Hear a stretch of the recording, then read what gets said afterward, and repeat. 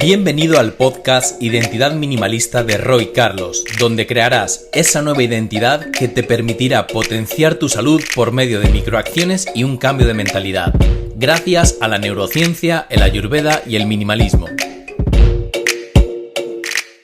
Bienvenido, bienvenida al episodio número 8 de Identidad Minimalista llamado Dependencias, Adicciones y Sufrimiento. Soy Carlos Martín Mora y durante los siguientes 10 minutos quiero compartirte un nuevo enfoque sobre la salud. En el episodio de hoy hablaremos de las dependencias, las adicciones y el sufrimiento desde el punto de vista del hedonismo y el ayurveda. Hablaremos de qué es la felicidad, de cómo nos generamos falsas necesidades en nuestra vida, cómo nos hacemos adictos a las emociones que nos provocan y de cómo esto solo nos ocasiona un mismo final, el sufrimiento. Para poder entender el sufrimiento hemos de hablar de la felicidad. ¿Y quién mejor que el filósofo hedonista Epicuro? Epicuro fue un filósofo de la corriente hedonista, es decir, relacionada con el culto al placer. Sin embargo, este placer no necesariamente ha de relacionarse con las connotaciones negativas que hemos impregnado a esta palabra. Epicuro hablaba del placer como la ausencia del sufrimiento, y es aquí donde aparece la relación con la ciencia de la ayurveda, ya que su principal objetivo se basa en una filosofía de vida que te aleje del sufrimiento. Este filósofo tenía un único interés: resolver las situaciones que nos perturban en el día a día. Trata de encontrar los mecanismos prácticos para alcanzar la felicidad, que no es otra cosa que la relación existente entre el placer y el dolor. En los episodios anteriores hablábamos sobre los gunas o los diferentes estados mentales. El ayurveda menciona que la salud se encuentra en el estado mental de sattvas, pero que constantemente nos movemos en estados mentales como son rayas, es decir, de excitación, y tamas, como es el estancamiento, y que ambos dos nos conducen al mismo camino, al sufrimiento. Sattvas es un estado de equilibrio, de armonía y de paz interior, y en dicho estado nos sentimos felices, plenos y abundantes. La felicidad para Epicuro es acercarse cada vez más al placer y huir cada vez más del dolor. Tanto Epicuro como el ayurveda coinciden que las dos tentaciones más grandes y difíciles de controlar son el sexo y la comida. Ambas dos se tratan de impulsos fisiológicos que generan mucho placer de los sentidos, y es por eso que nos mueven sin control. Cuando experimentamos una acción o una situación que nos genera placer, segregamos sustancias químicas a las que nos hacemos adictos, y de ahí las palabras del Dr. Joe Dispenza, quien dice que somos adictos a nuestras emociones. El cerebro quiere volver a nutrirse de esas sustancias una y otra vez, por lo que manda órdenes para que repliquemos el momento que las provocó, ya sea comer un pastel de chocolate, fumarnos un cigarro o tener relaciones sexuales. Para Epicuro era más importante alejarse del dolor que acercarse al placer, ya que ese distanciamiento nos generaba placer en sí. El ayurveda habla de que no debemos buscar la felicidad en lo exterior. El bienestar no se logra satisfaciendo los sentidos con agentes materiales externos a nosotros, sino que la verdadera felicidad se encuentra dentro de cada uno. Siempre estamos en búsqueda de la segregación de esas sustancias a las que nos hemos hecho adictos, por ejemplo la dopamina, y que es por eso que nos genera dependencia. Todo lo que nos causa dependencia es negativo, por lo que debemos cortar ese lazo trabajando el desapego. Si vivo preocupado por si pierdo o se acaba aquello que me hace feliz, por ejemplo, mi casa, mi pareja, mi dinero, mi trabajo, mi postre favorito, el mero hecho de estar pendientes de ello nos genera a su vez una dependencia, y esa dependencia nos genera sufrimiento. Se tratan de distracciones que nos nublan la vista y que no nos permiten actuar con claridad y desde la intuición. Entramos en una rueda de hámster de la cual es muy difícil salir. Por tanto, podríamos decir que para Epicuro la felicidad es la imperturbabilidad del alma, es decir, que nada ni nadie puede romper con nuestro estado de equilibrio y que por tanto no nos provoque sufrimiento, como es en el ayurveda el estado mental sátvico. Si logramos alcanzar un estado de control y equilibrio, lejos de ser reactivos y adictivos a los estímulos y emociones tentados por nuestros sentidos, estaremos en un estado de salud plena, abundancia y felicidad. La mejor estrategia para no sufrir por esa pérdida de aquello que nos genera felicidad es no pensar que esas cosas externas a nosotros nos pertenecen. Cortar con la relación de esa posesión que es efímera y puntual en el tiempo, es decir, que igual que viene se va, como todo lo material y lo tangible que tenemos a nuestro alrededor.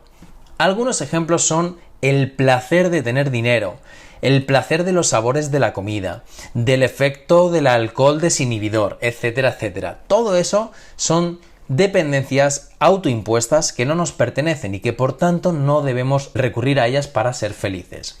Epicuro dividía los deseos en 3 tipos y esto es una muy buena microacción para trabajar el desapego hacia nuestras adicciones y esas falsas dependencias creadas. Los 3 tipos de deseos son los naturales y necesarios, los naturales e innecesarios y los no naturales y no necesarios. Cortar con estos últimos es importante para reconectar con nuestra naturaleza y con nuestra esencia y de esta forma poder despertar la intuición que nos haga saber lo que verdaderamente necesitamos y lo que no. Es una manera de recuperarnos de las distracciones continuas de la vida y disfrutar de las pequeñas cosas de esta. Otra microacción muy eficiente y sencilla de aplicar es observar la naturaleza y sentirnos parte de esta, porque en realidad así es. Más nos alejamos de lo artificial, más fácil será permanecer en nuestro eje y encontrar nuestro equilibrio, en definitiva, alejarnos del sufrimiento.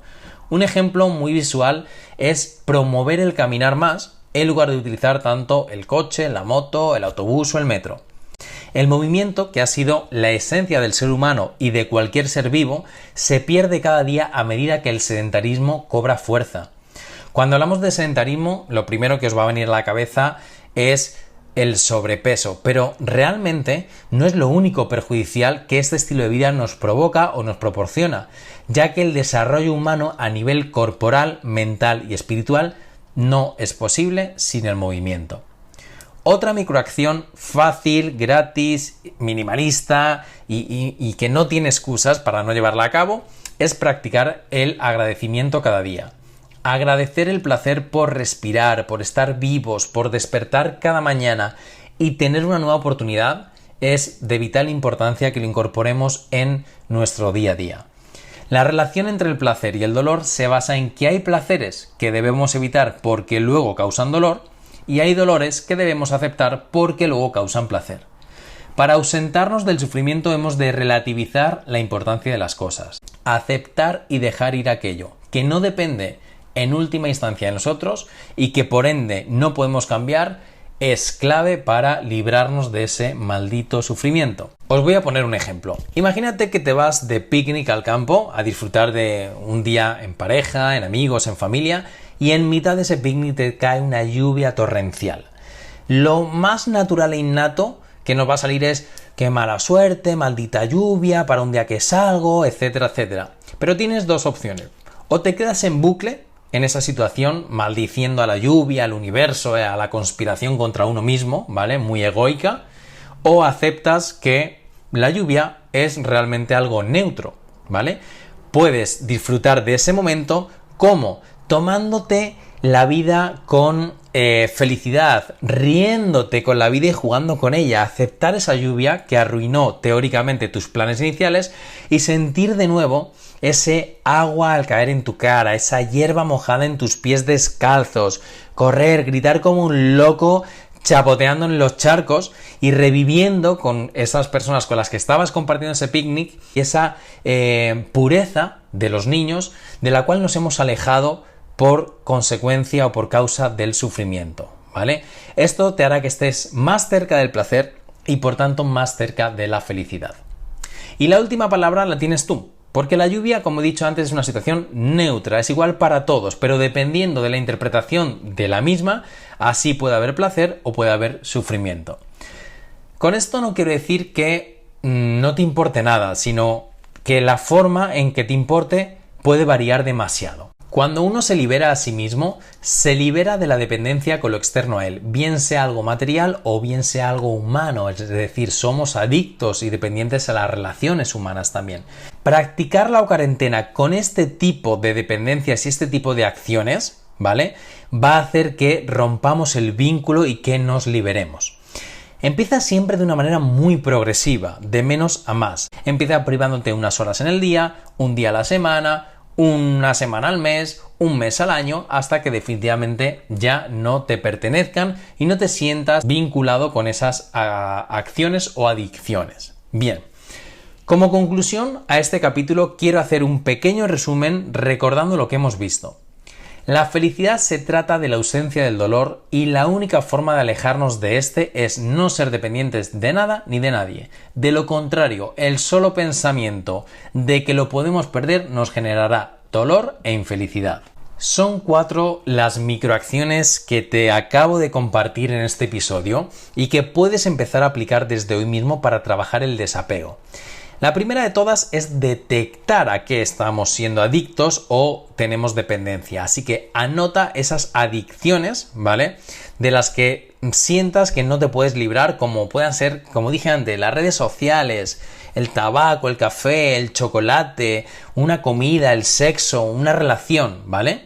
Y observa si son naturales o no lo son y si son necesarias o no lo son. Recuerda que si no son naturales y no son necesarias, son las primeras con las que tenemos que acabar. Una segunda microacción es que una vez que hayas hecho esto, pongas en cuarentena de manera progresiva este desapego. La tercera microacción es observar lo natural. Reconecta con tu ser, con tu esencia, con las cosas simples de la vida, de los seres vivos. Y una de ellas, como te dije, puede ser el movimiento. Algo tan simple como el caminar, el respirar, el conectar con la naturaleza, el aprender a despertar esa intuición es de vital importancia para detectar si aquellas acciones a las que somos dependientes son realmente nocivas o nos nutren en cuanto al alma se refiere. Y por último, la cuarta microacción, y no por ello menos importante, es practicar el agradecimiento por cada cosa sencilla que vives a diario y que debes celebrar, ya que muchas otras personas son privadas de ellas. Esto te hará aceptar, soltar y relativizar aquello que consideres actualmente un problema. Así que, amigos y amigas, hasta aquí el episodio de hoy. Si te ha gustado este capítulo, compártelo para que tu entorno también pueda aprender y crecer cada día. Gracias, gracias, gracias. Nos vemos en el próximo episodio. Hasta aquí llegó la charla de hoy. No olvides suscribirte a este podcast si quieres seguir aprendiendo y creciendo junto a nosotros a través de esta comunidad minimalista.